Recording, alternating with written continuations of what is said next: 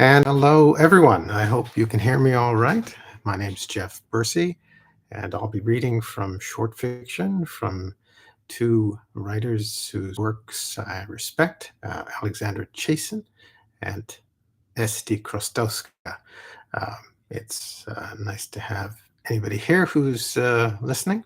Um, I'm going to show you the titles. They will appear backwards, of course, but the details are in the bottom link. We'll begin with Alexandra Chasin, Kissed By. And of course, it shows backwards, but Kissed By, published in 2007 by the University of Alabama Press. I was thinking today how I came across this book, and I must have been asked to review it for review of contemporary fiction. So I think they sent me this copy. Why would I choose this, and why do I choose S.D. Chrostowska? I'll get to Sylvia later. So Alexandra for now. The most apparent thing that struck me when reading this book, apart from the visual layout, was the fun within the content and the structuring. The fun will be harder to explain, so let me just talk a bit about the layout of some things, and then I'll read one of the short stories or short fictions. I say short fictions because instead of short stories, the short fictions don't always have the tidiness that we associate with traditional short stories, with their arc. And certainly nothing in this book, thankfully, compares to a New Yorker short story, where it seems everything is built on somebody's epiphany and then everything is created backwards from that. So this is how this particular story looks. Elena equals again. So essentially, it's like a game of hangman. You have to figure out what the actual nonsense letters are once you decode it. There is a story here that will be immediately anybody who has read Marek Waldorf's novel, which takes place in politics, is aware of the graphic design nature. So this is one of Alexandra's stories. It has several pages of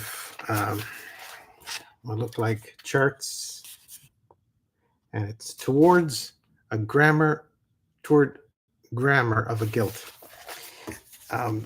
In the back of this book, there is something called 7 indexes. The indexes are written first off normally, and then they become increasingly specialized. For instance, the 5th of the 7 indexes is titled "That Part of the Glove That Covers That Finger." So it's a very specific index. There is a multitude of playfulness with fonts. There's a relentless march of TypeScript across a page. In the story, they come from Mars. All of this has been, at that time, was refreshing after reading other short stories that were not nearly as involving. And as I said, not nearly as much fun. Now, the fun part is the harder thing to show. One can talk about fun, but trying to say this is what makes it fun is difficult.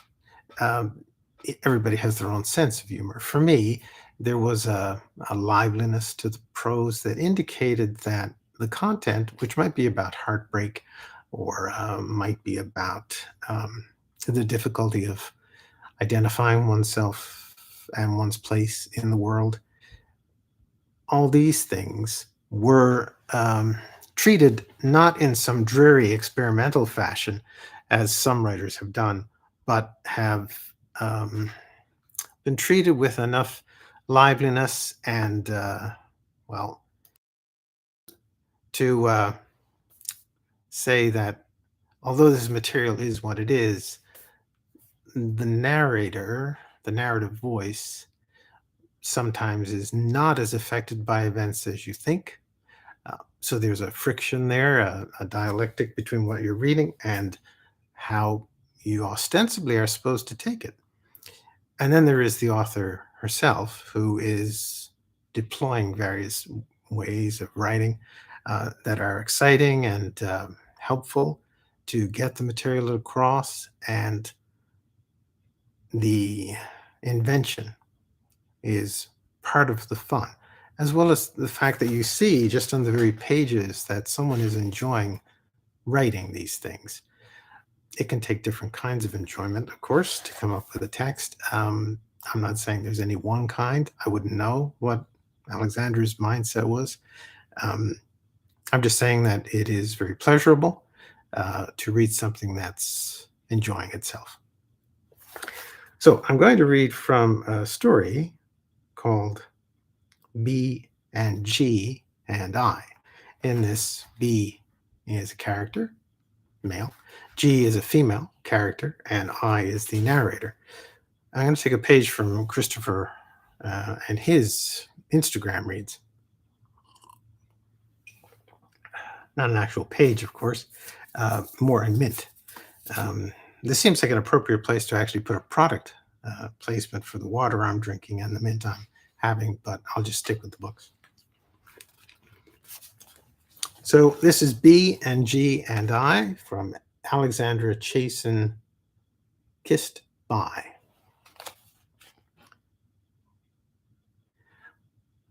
B was the eldest of 3 children, disliked butter, liked Swedish films, and had been captain of the debate club in his high school. B's 5th toe on both feet pointed outwards, at odds with the rest of the pack.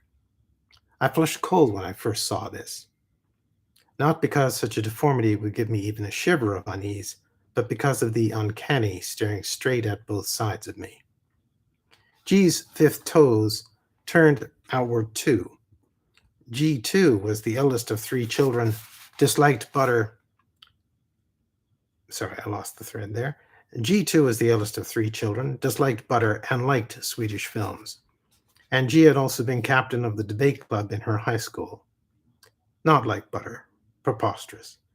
Trained to argue, disastrous for the lover torn between them. With all that in common, weird and eerie. After a while, the torn routine began to fray all 3 of our nerves, so we got together at my place to discuss the situation. We were too young to know better. Our 3 ages combined didn't even add up to an average human lifespan in these United States. B and G sat on the couch, a photo of him on the end table at her left and a photo of her on the wall behind his right shoulder, their 4 faces arrayed like a panel of judges.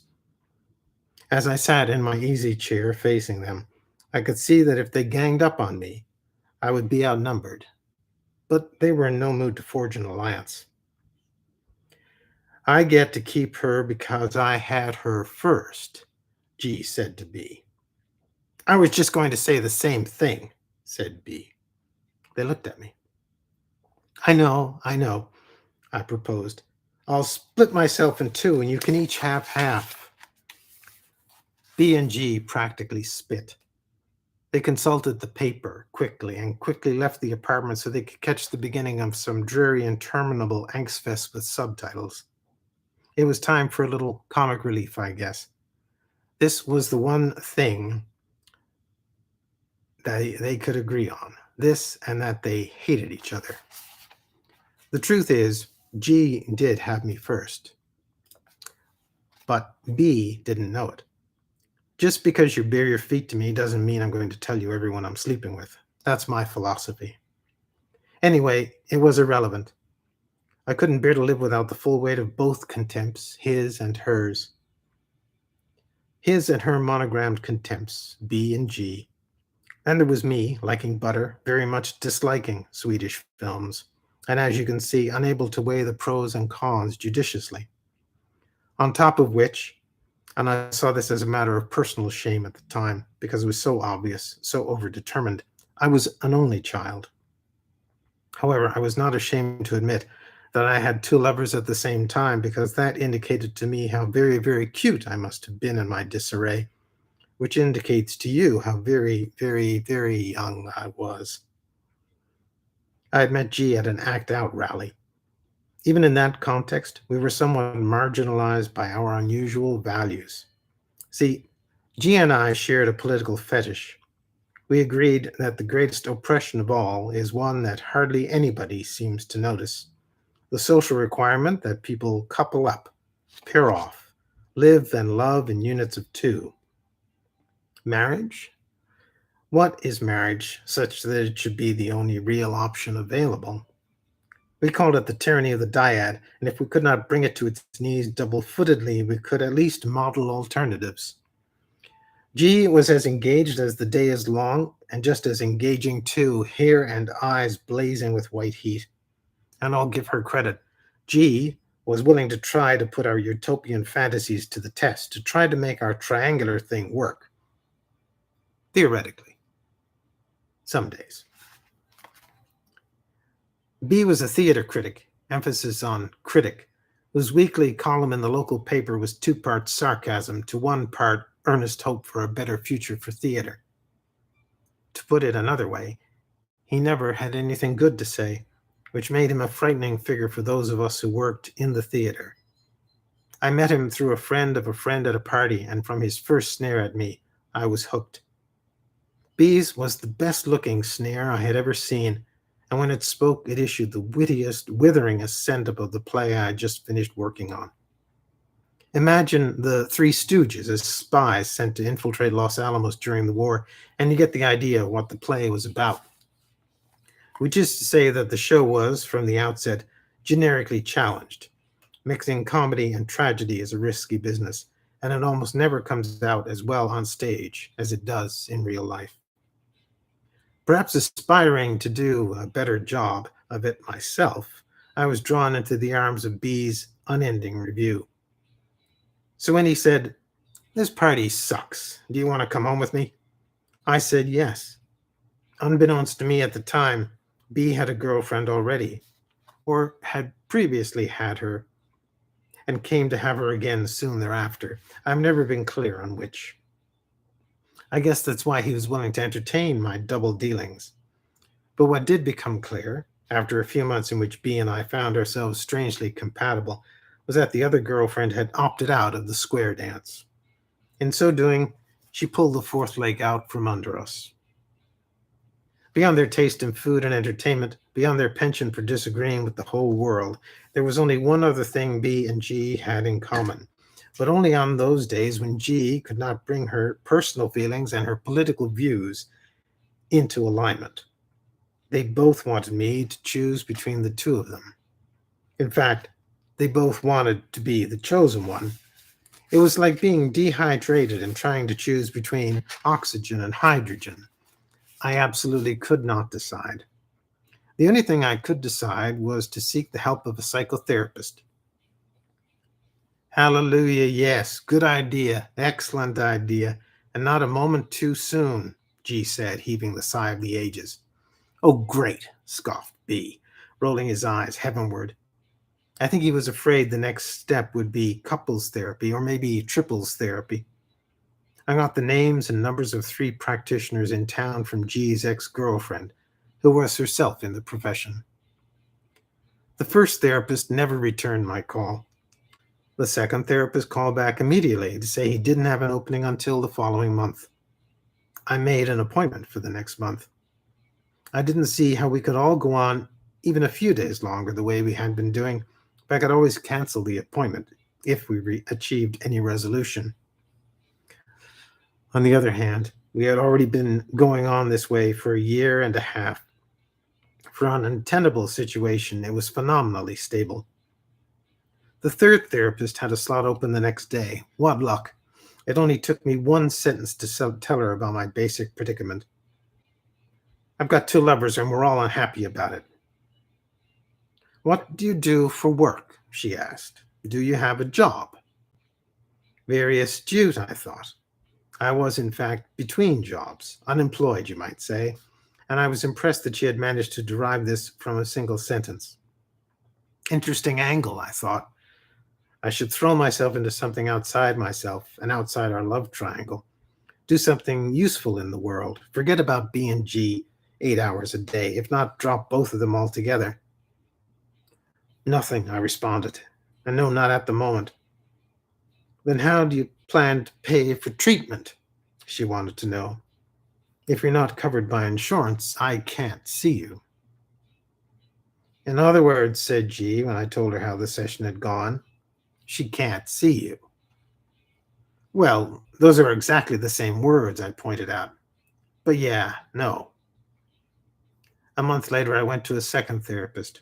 He claimed to want to know about my early childhood because, although he could speak only preliminarily, my situation sounded so mommy, daddy, me. I would have asked if that were a technical term, but I couldn't get a foot in the door of all the precocious diagnosis. Symmetry, stability, baby makes three. He made me feel like crying, so I didn't go back. To prove that I had no issue with them, I confided in my parents. Aye, my mother cried. What did we do to make you so fucked up? My father laughed until the tears ran down to his upturned hands. And the problem is, he finally coughed out, self-help classes, spiritual guidance, clarifying diet. Where could I turn? What could I do? Quit drinking? Just joking. My cash supply was dwindling. Suddenly, dropping out of the fly space, a job offer, short term, 3 months on tour doing tech work for a theater group I had once worked with before. It wasn't exactly a job, but there was a nominal stipend and it got me out of town. I might as well not have bothered to go. My cell phone swallowed the distance as I logged up the telephone hours. Late night calls to G, early morning calls to B, guilty sleep in between. 3 months later, my debt was greater than my intake had been. At the end of the gig, I had to lie to both of them. I said I would be returning home on Wednesday and then surprise B by seeming to come home early on Monday, and then surprise G by showing up at her place early on Tuesday. It was the only trick I could think of to avoid a scene where I would have to choose which one would come to meet me at the train station and which one to wound, or worse, they would both come. G wanted to talk about it all a lot more. I didn't want to a lot. We had to talk a lot about whether to talk about it a lot. I said, we've already talked ourselves a whole Swedish screenplay, only unfortunately I understood the words. Now you want to start on a sequel. G pointed out that while we had indeed talked a great deal, we had never really gotten down to the core of the problem, which, she now postulated, was my fear of commitment. I had to laugh. I did, too hard. Oh no, I cried. You know that's not it. You know that my worst fear is losing you, either of you. You know I'd commit to you both in a heartbeat. I'd cohabit, like indefinitely, if only you guys would agree. G had no fear of commitment, especially not to her own ideas. I just think maybe we should talk about it. She pushed her hair away from her face. I don't want to, and you can't make me, so I win. I trumped, but how could I really be proud of the victory? Well then, said G, give me a foot massage. It's the least you can do. Ultimately, I had to accede to her argument, and sometimes, frankly, I preferred her funky fifth toes to her funky feelings, so I massaged her feet, thinking I'd gotten away with something. B didn't want to talk. Now he wanted to get married. Over breakfast one morning, this, you know, honey, I've been thinking maybe we should get married, maybe even before my little sister's wedding next winter. He smiled his sideways smile. I was astounded. Had he not heard any of my lengthy speeches on the topic, or had he simply not believed them? Hi, I wanted to say. Have we met before? My name is no fucking way in hell, ever. I was stupid enough that I thought that he thought it was a relief, and sexy to boot, that I would never want to get married. Wrong. It was me who thought that. Who knows what he thought? He seemed like a stranger sometimes. What I did say was, here, have some butter, darling. How slippery the slope between respect and disdain, theirs for me and mine for them. As B&G cataloged my moral, psychological, and political failures, I seesawed back and forth. Sometimes I thought, they're right. I'm a coward, a waffler, a bad ad for bisexuality. Other times I questioned their righteousness in addition to questioning their taste. If they didn't like me so much, and if they didn't like the situation, why were they sticking around? I was cute, but I wasn't irresistible. There had to be something in it for them. Complaint and desire are the flip sides of the same coin, and that coin was our common currency, B's and G's and mine. Obviously, I craved the judgment they found so gratifying to lavish on me. And if I was also irritated by their appraisal, I was more terrified of living without either one of them. But I also didn't want to make them miserable every day of all of our lives. After all, or haven't I mentioned this, I loved them. I just wanted them to go on making me miserable forever. How fine the line between love and misery. I meditated for about a minute. I unplugged my phone for about 2 minutes. I consulted a psychic. He said, get a job. And that was before I paid him in nickels and dimes, so I knew he had the gift. I read the want ads every morning, and I searched the web every afternoon. I pounded the proverbial pavement into the ground. Bordering on desperate, I called my college drama teacher and asked her if she had any idea where I could find some work. It had not been so very long since I had run the gamut of odd jobs around that theater department. In fact, she said brightly, your timing is perfect. 2 things just came up. I got a call this morning from an old friend who's just started as artistic director at the Paramount on 42nd Street. They're all set to begin putting up a new Hamlet, only they don't have an assistant stage manager yet. Crewless at the Paramount. But that's not all. A friend of mine with the Princess Pessimissima collective just called. They're doing an experimental piece they're calling Waiting for Gaudette in a rehabbed boutique in Alphabet City, but their stage manager just quit. I gather she found God, but she found him or her in Oregon, so she's leaving town. Well, that's ironic, I said. What isn't? Anyway, neither of them has any time to play with, so I think you'd have a good shot. I'll give you their numbers if you want, but obviously you can't do both. Which one do you think would be better? I asked. Oh, I couldn't say, she managed to say. You'll have to decide. Assistant stage managing on Broadway. Stage managing off it. 2 fantastic opportunities. Either one could be my big break. But I couldn't do both. I had to decide. It was scarier than a horror movie. If I hadn't known her for 4 years already, and if I hadn't been the one to call, I would have sworn my old professor was a plant, sent to send me over the edge. Clearly, I would have to ride one of these Deus Ex Machina into the sunset. I just had to think. I thought, I have to talk to G. I have to talk to B. I need to get their opinions. Go for Hamlet, definitely, said B. It's the greatest play of all time. To be or not to be, no, there's no question. Hey, if I conjugate the verb to be for you, would you hold it against me when I get off work today? Are you kidding? Asked G. A chance to get in with Princess Pessimissima, those internationally renowned bad girls? Snap it up. Blow off the bird, without a doubt. Want to come over tonight? For once, I turned them both down. I thought I'd better sleep on this one, not with it, really sleep, perchance to dream up a preference. While sleeping on it, I dreamed we were all in bed together, me in the middle, G on the right, B on the left. The weird thing was, it was so tranquil, so restful, so happy, so sweet. I was pervaded with a sense of peace such as I hadn't felt in almost 2 years. Then I wet the bed, which woke me up, of course. Instantly, anxiety coursed back through me, and in that state of dampened disorientation, I lay until the sun came up. As it turned out, it was a classic case of you snooze, you lose. While I was sleeping too much like a baby, rehearsals were taking place in New York. Empty spaces were filling themselves the way they do in New York, instantly. New York is, in many ways, the furthest thing from nature, but they share this feature. They both abhor a vacuum. By the time I called the contacts my professor had given me, the posts in question had been filled for 13 hours. I had missed my chances at professional and social advancement. Embarrassed and broke, I went to see my parents once more. With my tail vacillating between my legs, I admitted that I would not be able to make my rent next month, and I asked them to lend me some money. "So many young people these days," my mother said. "Trouble making ends meet.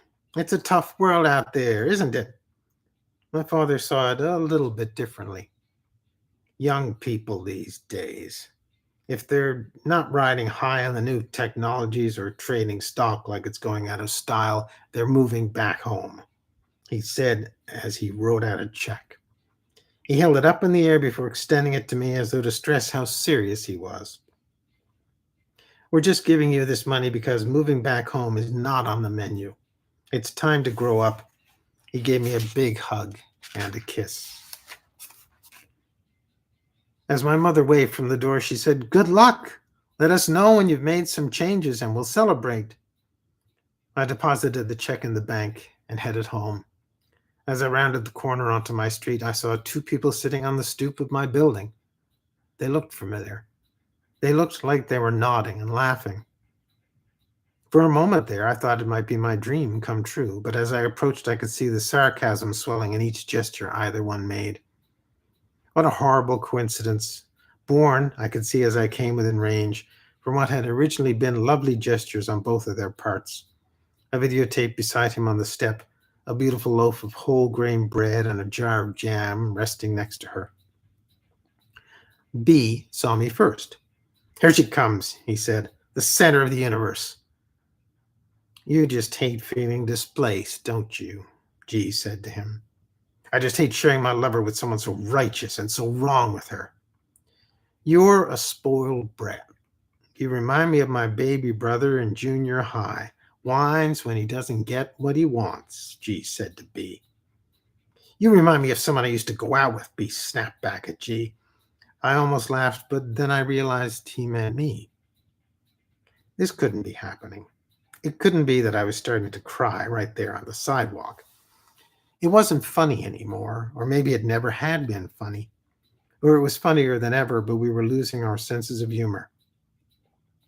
"Please," I said and stopped. But please what? I couldn't say.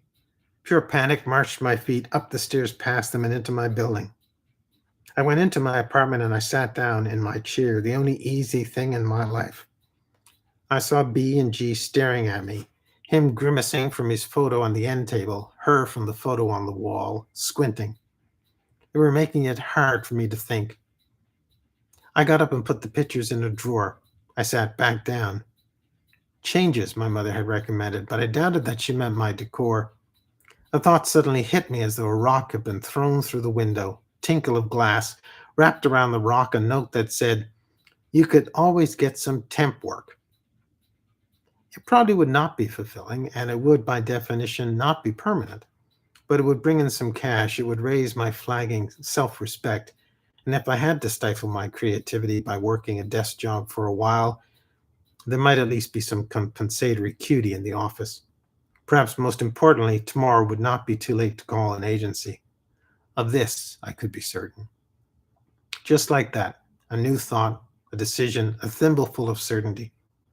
Maybe tomorrow it would also not be too late to begin to think clearly about my love life, figure out how to keep B and or G hanging on, and or not. There could be more decisions in the offing, each one leading to others. I decided I better slow down. At this rate, I feared I might strip a gear. So I sat there and waited for the day's curtain to fall.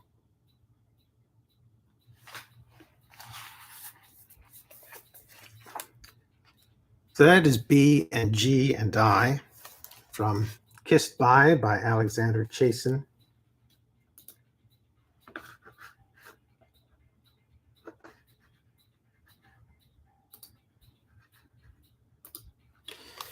And it's a story that I remember reading at the time and thinking, of the interior play that is going on, that the author is having the narrator express, and the rhythms of the sentences, the different ways that each character is made to speak. I'm not sure if Alexandra thinks that characters come from her or they come from themselves. I don't know anything about her writing philosophy or method. I think that the story has, like the other stories, identifiable characteristics. The fact that there is a serious situation there, someone unable to choose anything in life, manifested most obviously in the two friends. And this is a serious problem, but that you're not held back from it, but you're allowed to see around that difficulty. So you can see that the difficulty is there, but you're not forced into making some readerly decision that you will opt for some course of action or other on that part of the narrator. You can view how this is all being shaped and presented to you. So it does keep you distant emotionally in some way, thanks also to the humor in it, but it allows you to see the picture in its entirety without telling you how to think, as in how to come to a conclusion. There is no conclusion, as the story says. There's still B and G at the end. Nothing has been decided that way. And you yourself are not being forced to say, well, yes, the author had to close off the story and I chose B or I chose G. It still exists. The emotions are still there, but not so much so that you're being arm wrestled into having an interpretation. You can have any number of interpretations, and that's what's pleasing about it and what I think makes it short fiction, not a short story as we know it, because there is no tidy end. There's simply another day that's being looked forward to. So Alexandra Chasin, there are a number of stories that I could recommend from this collection, which, again, if you can find, I'm not sure if it's still available for University of Alabama Press, but please pick it up if you can. There was a part I wanted to read. It was about birds, and it's from a story called Lynette, Your Uniqueness, which is told in a variety of chapters, we'll say. So in chapter 28, The One Who Got Away, there's just this brief passage which I remember noting at the time and thinking how well this was done. Me, lying in bed on a midsummer Saturday with big fat flies bruising up against the screen from time to time until I couldn't tell where I left off and the cotton sheet began. Me, still longer lying still till I could slow my very sorrow down. You, the object of the sorrow in question, where were you last night? The human species chatter through the ages question, one that falls from the tree in the fall of love, rotten, hollow sere. Me, one heir to the world, hearing, for the first time ever, the birds. Suddenly, each one had a call that could be transliterated from bird song into English. In my yard that day, the birds made sense. They weren't saying tweet. Bird song. Cheater, cheater, cheater, cheater. Bird song. Added up, added up, added up. Bird song. Read, weep, weep. Read, weep, weep. I would get the message. I would follow the bird's advice and I would plunder your private things for the first time.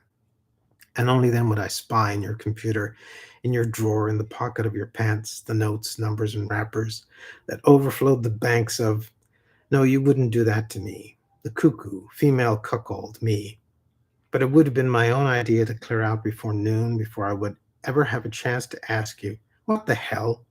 Before you would have had to tell another lie, or worse, the truth. If I had stuck around and asked, what might you not have said?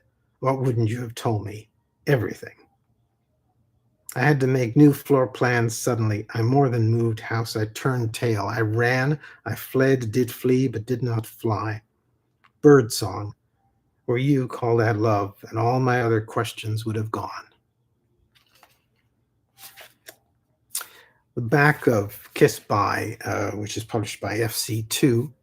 I don't know why I said it's FC2 and University of Alabama Press, I guess. It's an imprint of Alabama Press. It calls it a remarkable collection of linguistically acrobatic fictions. So there are cryptograms and sentence diagrams, which are shown. In one word, the words are arranged on the page like troops.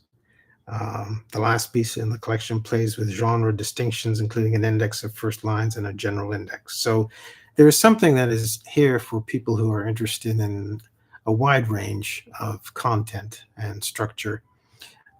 There's emotional content, there's formal play, there's inventiveness, and again, explorations of fiction and knowledge of writing, as well as the liveliness that I mentioned, and a nice sense of proportion so that the pieces don't go on too long or are not too short for the person reading to appreciate them.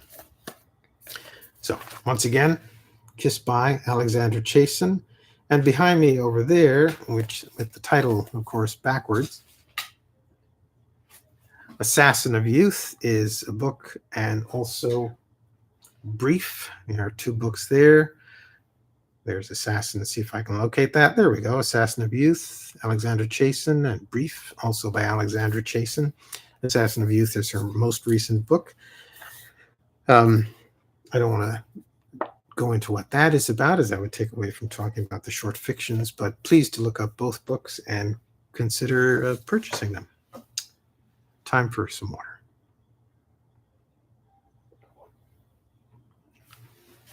So now we come to a very different writer, but one who is also inventive and lively and has a good awareness of the various forms that have been used in short stories and short fiction. This is Ms. Chrostowska, A Cage for Every Child, which is well, the title tells you pretty much that you're not in for a cozy murder mystery. There might be something that would be about, I don't know, murdering the soul of children, and definitely the title story. Yeah, I won't say title story, but the story that gives rise to the title really is certainly something that demands reading over and over again. I am going to read a particular piece that's early on in the book. This was published by Sublunary Editions in 2021. There are 24 short fiction pieces in this, and Alexandra Chasin's, there were 18. I've been reading Sylvia for some years now, and appreciate her themes and her approaches. Some of her themes are, well, like the title, could be a bit chilling, but there is in the prose such hopefulness, and I think she would, if I recall correctly from an interview, call herself a pessimist of the best order. I've reviewed this book at length, and that review appears in this book of mine, and the review Alexandra Chasin's book appears in this book of mine. So I won't go and repeat what has been put in the review, much better than these extemporaneous remarks. Suffice to say, she's one of the most interesting and involving and exciting Canadian writers now in short fiction. She also writes academic works. Some of her books are over here on the, to me, right-hand side. Her latest one is on utopia, and one can see also her earlier books, Permission, Matches, and The Eyelid. So this is Up for Lingen. Again, a very different piece in tone, but complementary to what I read from Alexandra. It begins with longish quotation from Machiavelli's The Prince. Men in general judge more by their eyes than by their hands, because seeing is given to everyone, touching to a few. Everyone sees how you appear, few touch what you are, and these few dare not oppose the opinion of many who have the majesty of the state to defend them. And in the actions of all men, and especially of princes, where there is no court to appeal to, one looks to the end. So let a prince win and maintain his state. The means will always be judged honorable and will be praised by everyone. For the vulgar are taken in by the appearance and the outcome of a thing, and in the world there is no one but the vulgar. He remains hidden, even from a good height, completely hidden by stooped bodies, hidden too from below by figures advancing on all fours. One sees only a great many arms swooping down from above like a flock of surgeons, or else the pack nosing in underneath like famished dogs. At a distance, the athletic mass, skin taut and glistening, is a picture of harmony. Zooming in, however, disorder becomes unmistakable. Everything slithers and twists, strains and reaches, gaps no sooner open than are filled with muscle. A lock here, a grip there, the combat of calves, the tension of jaw and sinew, limbs sliding and slipping, weight bearing down relentlessly. A tremendous struggle. Clash, flexure, friction, welts, contusions, concussions. And rising from the thick of it, a smell of intimate aggression. They are coming in from all directions just to touch him. Though they have not laid eyes on him, they carry with them some image and know the principles he is to embody. Whether he appears real or ideal, he attracts them just the same, as a magnet does metal filings or a sweetmeat does ants. What I can see from the observation tower erected for foreign observers I describe for you. The occasion of my visit to the Republic of Opferling is, as you know, the induction of the prince-elect. My movements have been closely monitored since my arrival. Security is on maximum alert for the length of the ceremonial. All other government functions are suspended. Citizens cannot be interviewed at this time. No officials are available for comment, and we handful of reporters are strictly proscribed from comparing notes. I am thus left to my own devices, and nobody here seems to care what ideas I come away with. In such conditions, with so little to go on, reporting stretches the imagination. Before we know it, we have also stretched the truth. My report will, of necessity, be a short one. It is the local tradition that the new prince receives a public blessing from the electorate before taking office. The custom, representing an archaic form of republicanism, is widely known and notoriously misunderstood. To an outsider looking in, it is even more cryptic for being conducted entirely out in the open. The confirmation ceremony extends over many days and takes a most bizarre form, tactile accolade. A tangible connection is sought by each and every member of the polity. Should the prince die from exposure to all this physical attention, which is almost to be expected, the Opferlingen simply choose another, repeating their right until eventually a survivor is installed as ruler. Even stranger than this primitive business of rubbing the body of the prince is the way the multitude goes about it. There is no procession, no filing in and taking of turns. They press forward in the most confused fashion, stripped to the waist on account of the heat. Their numbers swell and ebb depending on the hour, all the regulation I can discern. On the other hand, the crowd's focus and dynamic makes a stampede unlikely. Contact with the future leader is clearly with them a matter of contest, but it is a fight from which but one man can emerge as either winner or loser, and that is the prince. From the great heaving jumble comes a soft moaning. The occasional whimpering cry merges, if my ears do not deceive me, with distinct sighs of pleasure. Do they belong to him? Finally, a brief parting of the masses reveals something horizontal, a nude torso that can only be his upon a kind of altar. I am allowed just this glimpse. Everyone craves to feel it, all want a piece of it, and as long as they want it, it is there. They have their hands all over the supine idol. In a casual onlooker who stumbles upon the scene by accident, their lustful noises could easily produce disgust. But to a reporter whose job it is to get beneath the skin of these people and track what is going on, their undulating motion soon seduces, their energy becomes irresistible, and the urge to join in can barely be repressed. By this point, the incumbent offers no more resistance to their caresses. As the sun dips low on the horizon, those nearest the center of the fray appear blood red, their bare chests and shoulders smeared with some kind of pigment. The prince's body, on view now beneath the sloping sky, bathed in the sun's waning glow, looks beatific. I find the thought of running my hand across it, of pressing against it, strongly arousing. Touch has in the body one great organ. Can the sense of sight, hearing, smell, or taste boast as much? There is, of course, more of him I cannot see. I imagine palms gliding slowly over the mounds and bulges, exploring valleys and hollows, fingers tracing orifices, probing them. Should I be embarrassed by these fantasies?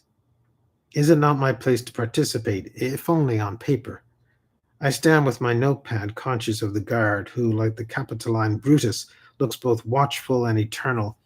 He has seen it all before, the concourse below, the foreigner with notepad in hand and eyes transfixed, pulse accelerating. I see clearly now. Those thronging about him are smeared with his blood.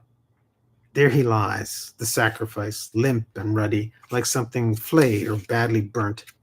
I look away as the spectacle begins to turn my stomach. There are limits to being a mere observer, unable to go down among them. The more flesh is fondled, the more it chafes. Even caresses eventually draw blood. These are not the manicured feelers of aristocrats, but the rough paws of workers and warriors. In this constant turnover of our hands, no scab can form on the raw skin of the prince. The experience must be quite painless, except when a drop of sweat falls on the vast wound that is his body, sending through it a visible shudder, a visible shiver. When this happens, in a sympathetic reaction, everyone encircling him convulses as well. The ambiguity of the sounds coming from the direction of the prince owes much to this saline sting. Pain articulated upon bliss, articulated upon pain. Truly, I have little pity for this man. His is only an aggravation of what we all feel, but his potential reward much greater. Will anyone put an end to this senseless orgy? Has it not gone on long enough? But it is obvious it will take as long as it does. Each must get their share. None of it is really surprising, I must say. I have heard tell of the cruelty of these people more than once. In person, they do not disappoint, clustered like vultures around a carrion, hardly any meat left on it to satisfy their voracious appetite. Is this the community of brothers descended from the primal horde? Is it really a reenactment of the founding of civil society? The prince here is little more than a carcass, an inanimate object, not a credible stand-in for a despotic patriarch whose children gang up to kill him for denying them sexual satisfaction. The old account is unilluminating, and I am forced to discard it. Everything is permitted. There are no rules. No stroke is too indecent. All of it is equally obscene. The Opferlingen are unusually strict in everyday sexual mores. To me, the prince might seem a living relic, a martyr worthy of public veneration, but he is subject to treatment normally beneath the dignity of his subjects. Let me be clear. This is no carnival with merriment and overturned hierarchies presided over by the prince of fools.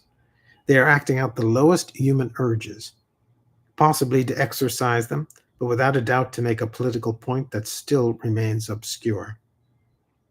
I bring back the following explanation, pieced together from snatches of overheard conversation and the intelligence I received from you. With only the rudiments of lingua opfer, I was engaged more than anything else in guesswork. The Opferlingen do not regard their ritual primarily as a collective endurance test. Competition for access to the desideratum merely affirms their commitment to the common good. The whole event is, above all, a symbolic measure against the abuse of state power. It is meant to immunize the people against idolatry and the prince against corruption. The carnal experience of submission, the total surrender of will, is to act as a moral brake on the future head of state. Has not everyone in the realm seen him naked with their own eyes, and moreover ravished him with their hands? Is it that same flesh he displays to the public? There is no separation, no other body. It is through and through a res publica, a public thing. The art of governing requires the whole man. This all too natural body must shudder at the memory of its humiliation at the hands of the multitude. It must internalize that sensational bareness and vulnerability as transparency. The least attempt to conceal the truth, the merest deceit or malfeasance, is plain to anyone from the bearing of a ruling body that has once undergone such radical exposure. Simultaneously penetrating and superficial, the words of this body need no interpretation. It speaks a language the prince cannot command. Its compromising truth is felt throughout the body politic. His deposition is swift and followed by execution. Alas, I had no occasion to verify this explanation. A new prince has been proclaimed and must have assumed by now the duties of government. I, however, cut short my visit, unable as I was to shake off the impression of what I had witnessed, from which the subsequent inauguration would have been an unwelcome distraction. After all, it is not often one sees a sovereign bleed through his robes like meat wrapped in paper. But this, I hope you will forgive me, was not an image I wanted to take away with me. Let me conclude with my own thought. I hope you will forgive me, was not an image I wanted to take away with me. Let me conclude with my own thoughts on what, in the end, is so unique to Opferling. Was ever another monarch as violated, let alone molested, in the name of legitimacy? The disgrace of the Charleses and Louis pales in comparison to the lawful use of this prince by his people. If all touch power, does it gain luster? Is it polished to a higher gloss? Or is it, on the contrary, eroded?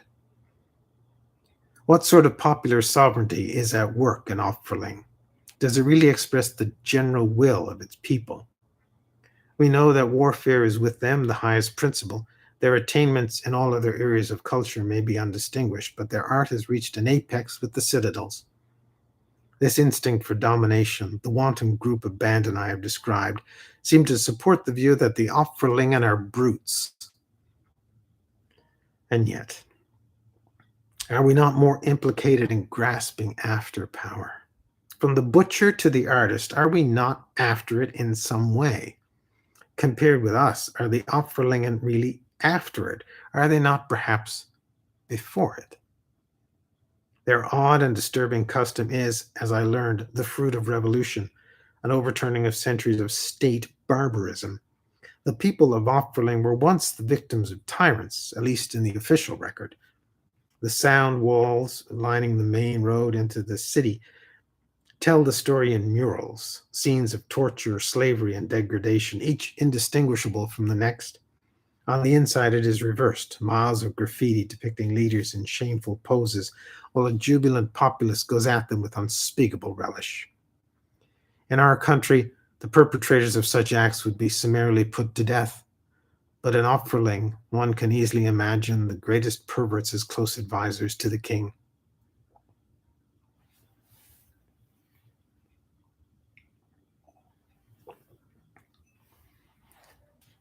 Tonight, I shall sit down to dinner with friends and tell them about all this. They know I was away, but would not believe me if I told them where I had been, let alone what I had seen there. Few have imagination for the truth of reality. Most prefer strange, mythical countries and circumstances they know nothing of. By these, their imagination is not merely stretched, but expanded. Yet one suspects that their capacity for truth must suffer a proportionate loss. And even if I wanted to tell the truth, you do not allow it. I am forced once again to tell the truth as fiction, as one might a journey among headhunters. And what use, I ask, is hearing the truth in this way without the faintest credit for its veracity? What use other than to reduce the true to the unimaginative? This I must accept if I am to say anything at all. So I will relate my mission to my guests as a nightmare, after which we will laugh and drink to you, O lady and master. And for your sake, as well as ours, we shall not think of it again.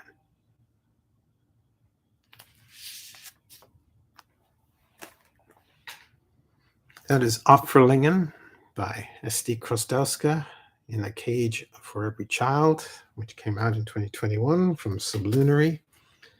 A marvelous collection like Alexandra Chasin's, very different, both of them, yet both have a great wealth of knowledge about the histories of fictions behind what they write, which they come out of, and a liveliness to their prose that sometimes goes against the themes that they have, or that helps you see these themes in a 360-degree way rather than in a narrow perspective. I recommend both books to anybody who would be interested in fiction of any kind, those who might be interested in short stories in particular, those interested in experimental writing or exploratory writing, as I prefer to call it, and those who like fiction that has meat on its bones and doesn't tell you what to think. It gives you enough for you to make up your own conclusions, and on a reread of any of these stories or pieces, you may find yourself disagreeing with what you thought before. You may have liked a piece before, not liked the piece after it, and find yourself on a reread completely reversed, or thinking, oh, I misinterpreted that piece entirely. So, books again. Alexandra Chasin, Kissed By. S.D. Chrostowska, A Cage for Every Child.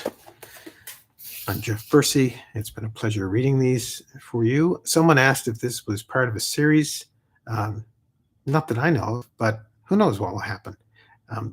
If so, something would occur in 2023. Thank you, all those who have made comments or have listened and have written me before this live broadcast. Please consider getting these two books for your libraries. I think some people in particular who would be interested in works that demand a little more would like these two authors and their various books. Goodbye for now. Have a good weekend.